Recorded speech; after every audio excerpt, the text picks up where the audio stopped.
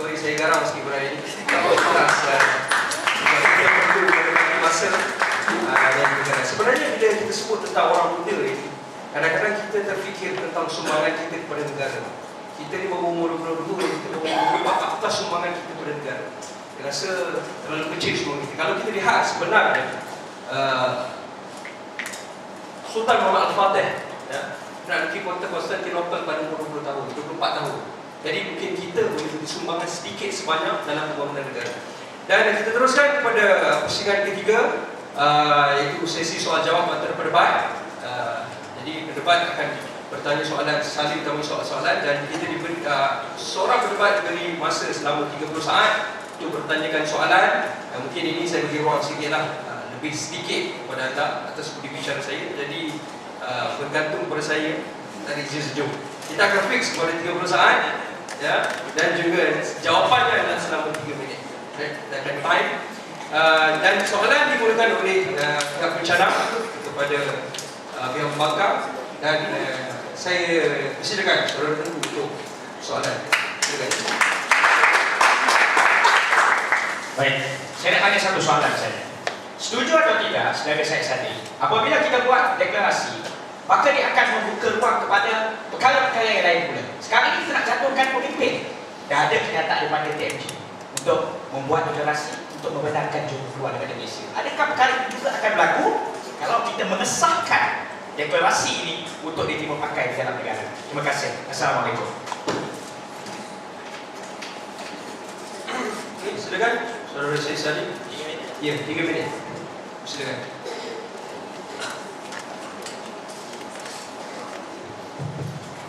Terima kasih. Saya ni anak Johor kan. Ini sangat penting. Walaupun saya cakap saya anak Johor, I love my country a lot more than anything else. I will make that very clear. Dalam isu statement yang dikeluarkan oleh TMJ baru-baru ini, 2 days ago, saya rasa walaupun deklarasi rakyat ni tak wujud, TMJ akan keluarkan statement seperti itu.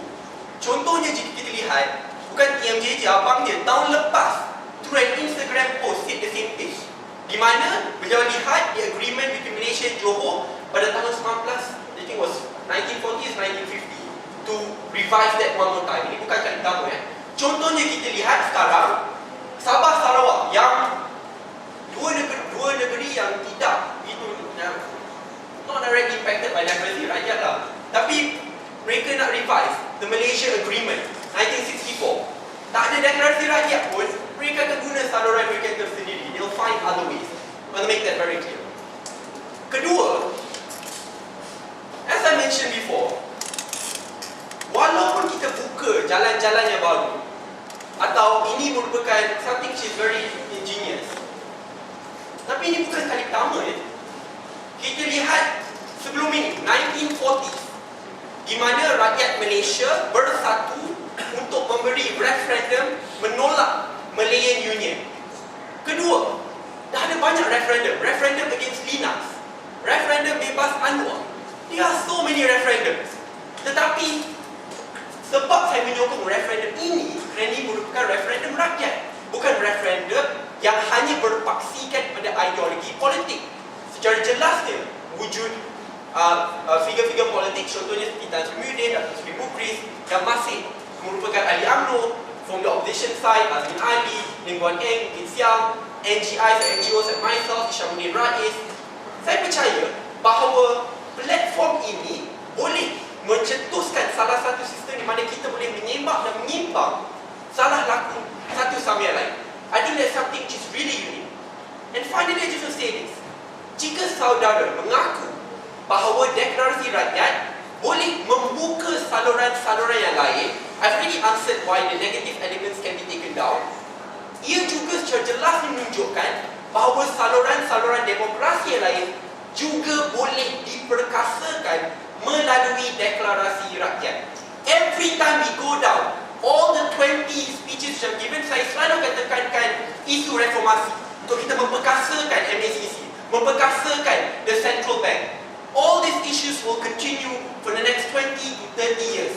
Walaupun Datuk Seri Najib tidak berundur, tetapi jika minda rakyat Malaysia boleh dibebaskan daripada cengkaman politik sesetengah the biggest win our country will get.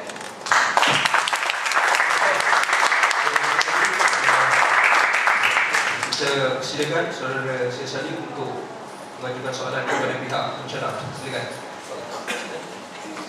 Soalan. Silakan.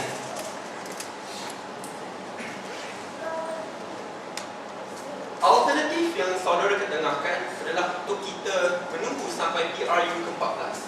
Soalan saya kepada saudara, kes Wan MDB ini telah pun ditimbulkan sejak 2012, puncaknya tahun lepas lah, 2015.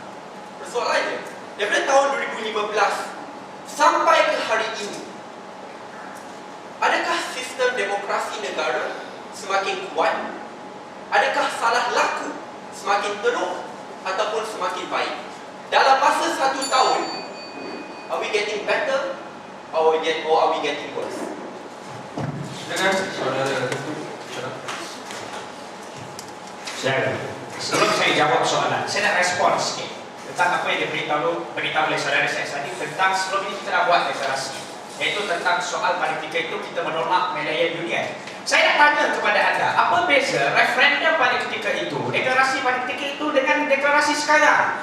Dulu kita tidak ada sistem pilihan raya. Dulu kita tidak ada jalan lain untuk menyatakan tidak persetujuan kita terhadap sesuatu perkara. Sebab itu kita gunakan referendum. Begitu juga pada ketika Sabah dan Sarawak ingin digabungkan dengan Persekutuan Tanah Melayu untuk membentuk Persekutuan Malaysia. Pada ketika itu juga kita tidak ada sistem pilihan raya untuk menentukan kita ingin ataupun tidak. Sebab itu kita buat. Sekarang ini kita sudah ada sistem pilihan raya. Itu yang anda harus faham. Kenapa perkara ini yang tidak boleh diterima? Saya respon. Baik, saya nak jawab soalan yang telah pun diberitahu oleh saudara saya tadi. Adakah sistem demokrasi kita ini semakin baik? Adakah sistem demokrasi ini semakin bagus? Saya katakan ya. Sebab kalau sistem demokrasi kita ini tidak baik, kenapa perhimpunan-perhimpunan ini makin banyak berlaku? Kenapa kita masih benarkan mereka ini untuk melakukan demonstrasi dengan syarat mereka harus mematuhi apa yang telah pun diberitahu oleh pihak berkuasa? Yang kedua, saya nak bagi tahu kepada anda, sistem demokrasi kita ini cukup baik. Walaupun ada masalah, memang kita kena akui, bila sistem yang kita buat, orang manusia dibuat, memang akan ada loophole, kelompangan. Saya bersetuju. Cuma dalam kita ingin membuat sesuatu yang baru, iaitu tentang soal deklarasi rakyat yang telah pun ingin dibawakan oleh saudara saya tadi, soalan yang akan perlu dijawab adalah kenapa bukan penambahbaikan terhadap sistem sedia ada? Itu yang tidak pernah dijawab oleh saudara saya Sadiq. Sebab itulah saya nak bagi tahu kepada anda, sistem demokrasi kita, sebab itu kita boleh berdebat. Kalau sistem demokrasi kita tidak baik, berdebat pun kita sudah tidak boleh. Anda tidak boleh menyatakan. Sebab itu orang yang menyokong deklarasi rakyat juga tidak ditangkap. Sebab kita bagi ruang kepada mereka untuk menyatakan ketidaksetujuan. Cuma tindakan mereka harus mengikut lunas undang-undang, barulah mereka yang tidak akan ditangkap. Yang ditangkap mereka tidak mengikut lunas undang-undang, itu seperti biasa. Kita tidak boleh menghalang tindakan yang akan dibawa oleh pihak berkuasa. Kita ingin membawa keamanan negara.